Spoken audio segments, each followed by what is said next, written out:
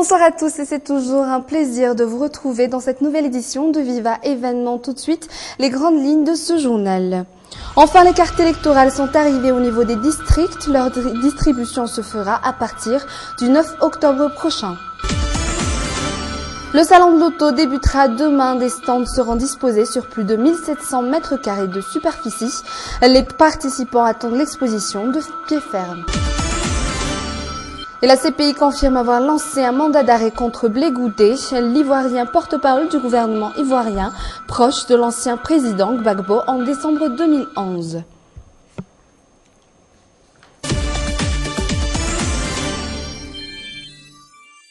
Nous irons d'abord à Nouzbé, Elville. Selon les informations officielles, aucune personne n'a perdu la vie lors de l'affrontement ce jour à Nouzbé. 3 personnes cependant ont été blessées. Des maisons et des voitures de la gendarmerie ont été brûlées. Des éléments de la gendarmerie d'Antsaranan ont été dépêchés à Nouzbé pour renforcer la sécurité. Pour rappel des faits, les habitants de Nouzbé ont demandé la tête de la personne supposée être un auteur du rap d'enfants. Dans cette localité, la population qui avait menacé la tenue d'une vindicte populaire dans le cas où sa demande n'étant pas reçue. On attend toujours l'évolution de la situation. Et comme il a été annoncé dans les titres, la distribution des cartes électorales commence à présent au niveau des districts. Selon ce qui a été constaté, de nouvelles stratégies ont été adoptées dans cette distribution des cartes électorales qui ne se fera que la semaine prochaine. C'est un reportage de Armissa Rakoutbe sur les images de Yves Janel. Les cartes électorales sont arrivées au niveau des districts hier soir. Scellées dans ces boîtes en carton, des entreprises d'imprimerie malgaches ont été chargées de l'impression de ces cartes. Elle sera faite de papier fin et de couleur blanche. On trouvera les indications et les détails à retenir pour les électeurs à l'endos de la carte. Le numéro de l'électeur sera quant à lui mis en évidence. Avant, les électeurs ont été appelés un par un au bureau du Fouktan pour récupérer leur carte d'électeur. Maintenant, les représentants du Fouktan devront rapporter les cartes en main propre à chaque électeur de manière à être sûr que la carte aura bien été reçue par son propriétaire.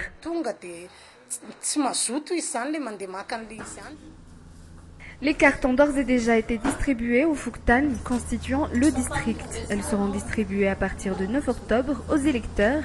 Les responsables au niveau du Fouktan feront du porte-à-porte afin de remettre les cartes en main propre à leurs propriétaires.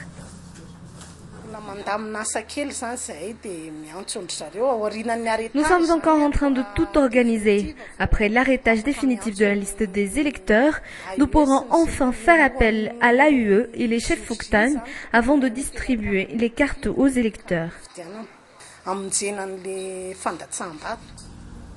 La liste des membres des bureaux de vote se fera connaître bien avant le partage des cartes électorales. Les fonds de campagne et les matériels utilisés lors des campagnes électorales sont-ils légaux ou pas? En tout cas, la Samifine n'est au courant de leurs sources. L'absence de loi régissant les partis politiques est devenue un obstacle dans la préparation de l'élection et tous les travaux y afférents. C'est un reportage de Armissa Rakoutbe, toujours sur les images de Yves Janel.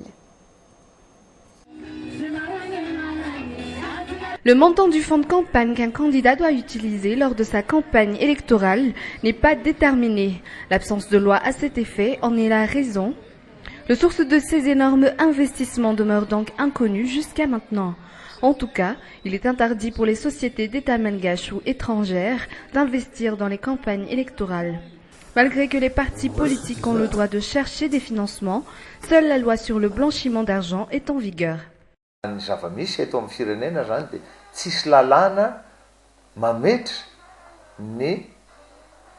Le fonds de campagne qu'un candidat peut investir dans sa propagande n'a pas été déterminé, en tout cas ici à Madagascar.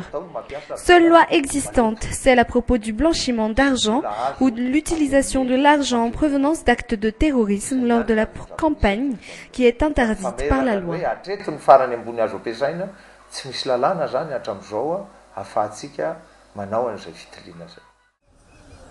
La source des fonds de campagne utilisés par les candidats en cette période de propagande conduit à une certaine polémique. La Samifine, elle, ne peut affirmer la légalité ou non des faits.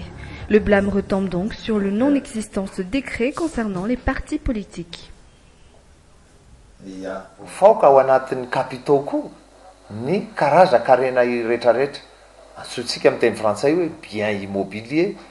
Toutes les sortes de biens font partie des capitaux, tels que les biens immobiliers, les biens mobiliers et financiers, dont les matériels et immatériels. En tout cas, tout financement incertain devrait passer par le blanchiment. No nahazahoana n'ilay fananana dia mitondra makany amin'ny famotsim-bola daholo. La Samifine qui ne peut enquêter et remettre les dossiers au tribunal que lorsque des plaintes sur le blanchiment d'argent leur sont parvenues. Une invasion de moustiques serait remarquée depuis quelque temps, ce qui serait dû au temps qu'il fait. Quelques conseils et astuces pour éviter les piqûres de moustiques dans ce reportage de Santa Charamaneri sur les images de Nzara Ranjiansu. La piqûre de moustiques, très agaçant, surtout en début d'après-midi en cette période. Comment éviter ces piqûres? Pour ce père de famille, une seule touche de crème anti-moustique et aucune de ces petites bêtes n'ose plus s'approcher. On pourrait par exemple utiliser les crèmes anti-moustiques juste après avoir pris une douche. Cela les empêche de piquer. L'effet est immédiat.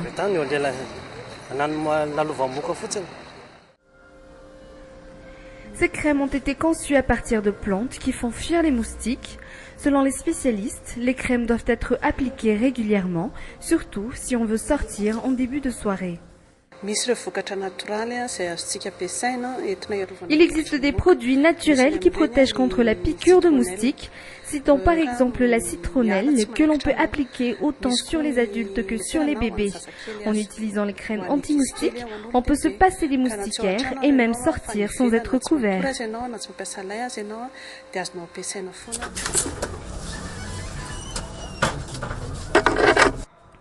Il existe également des moyens tout simples d'éviter les piqûres de moustiques, comme les anti-moustiques en spirale ou autres. Yar, elle, ferme très tôt ses portes et fenêtres avant de brûler son anti-moustique en spirale. Quand nous sommes arrivés ici, mon fils n'a vraiment pas supporté les piqûres de moustiques. Il a même failli attraper le paludisme. C'est pour cela qu'on utilise les anti-moustiques. Les moustiquaires imbibés de produits anti-moustiques sont très répandus de nos jours. Dans ce foyer, ils utilisent ce moustiquaire même pendant la journée.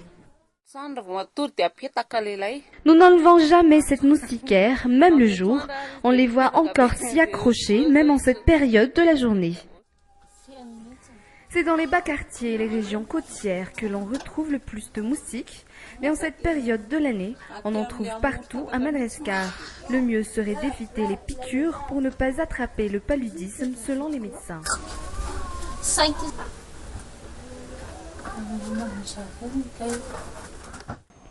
Et cette année, le salon de l'auto débutera demain. Tous les participants attendent le jour de l'exposition de pied ferme. Tout de suite, le reportage de Santa Charamaneri sur les images de Yves Janel. Chacun se prépare à sa manière dans les stands. Les voitures qui seront au cœur de l'exposition doivent être impeccables jusqu'aux roues.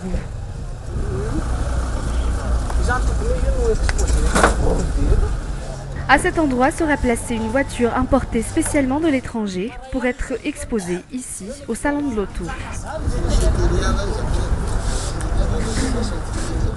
Les voitures neuves capturent le plus l'attention et la majorité des bolides exposés seront surtout les nouveaux modèles. Leur disposition et leur emplacement sont calculés depuis le départ selon leur design. Nous allons initier un événement grandiose. La toute nouvelle offre qui sera proposée aux clients a été importée spécialement de l'étranger. Lors de nos participations dans ce genre d'exposition, nous n'avons cessé de faire en sorte que notre stand soit le plus immense et le plus attrayant possible.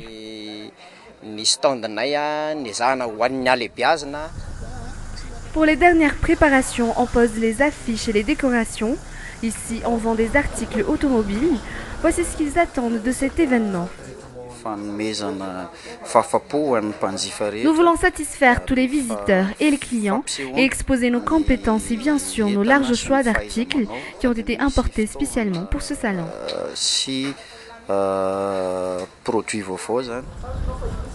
Le salon de l'auto se fera sur 1700 m² de superficie. On compte 25 participants, parmi lesquels 9 sont des concessionnaires automobiles. D'abord, vous aurez les essais, tous nouveaux essais de véhicules neufs que tout le monde pourra essayer au niveau de chaque concessionnaire. Et puis, on attend 20 000 visiteurs, donc ça fait quand même beaucoup de gens. On a un salon qui est plein, on a un salon où il y a beaucoup de passion, il y a beaucoup d'envie, il y a beaucoup de choses. On le sent là, c'est en train de monter, c'est en train de bouillir, donc on est très motivés.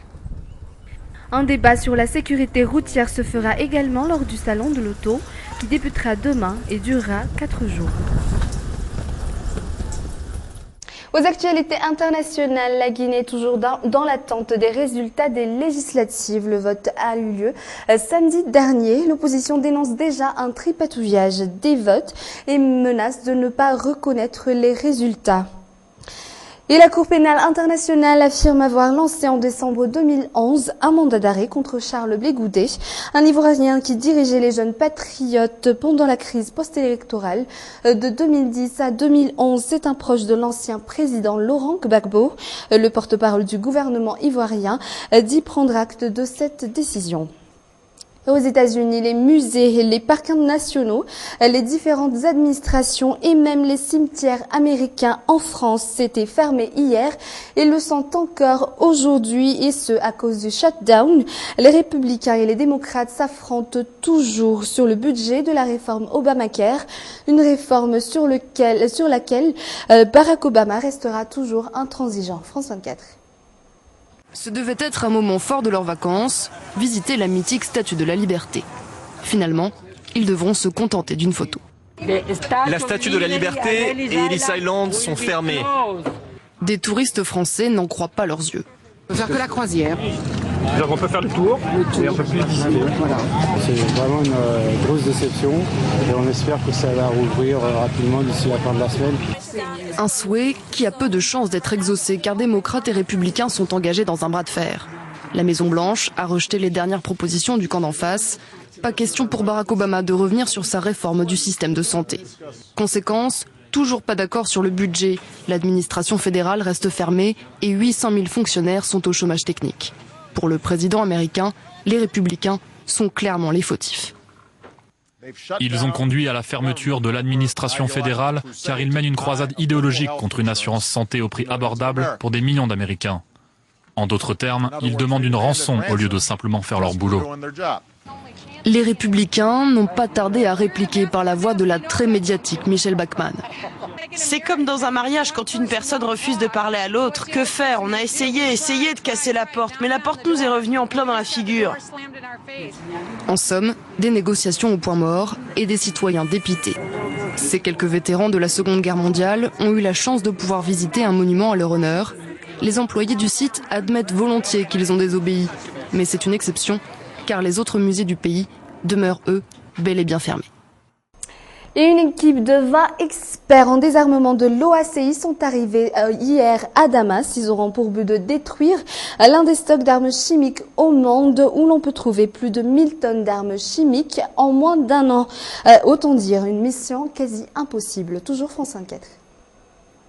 Ils sont une vingtaine d'inspecteurs dans les voitures du convoi. Le matériel nécessaire à démanteler les stocks d'armes chimiques, selon la résolution de l'ONU, votée vendredi dernier à l'unanimité. Ce week-end, le président syrien a répété que son pays se conformerait à ce texte et assurerait la sécurité des inspecteurs. Bien évidemment, cela va de soi. Damas a remis l'inventaire de son arsenal à l'Organisation pour l'interdiction des armes chimiques. Un inventaire resté confidentiel, mais selon des experts, l'arsenal chimique syrien serait l'un des plus importants du monde. Plus de 1000 tonnes, dont principalement du gaz moutarde, du gaz sarin et du gaz VX, répartis sur 45 sites. Dans un premier temps, pendant un mois, les inspecteurs veulent vérifier tous les sites, ensuite les rendre inutilisables, par exemple en roulant dessus avec un tank. Enfin, ils chercheront à détruire les stocks, le tout avant l'été 2014. Coût de la mission, $1 milliard à la charge du régime syrien. Avant son départ pour Damas lundi, le chef des inspecteurs se disait optimiste. Le programme est très ambitieux, mais nos responsables politiques ont organisé cela en étant conscients de nos capacités, de nos possibilités de se déplacer et d'effectuer notre travail. Donc avec une bonne planification, de la chance et l'aide des autres parties en jeu, nous pensons être en mesure de répondre aux exigences.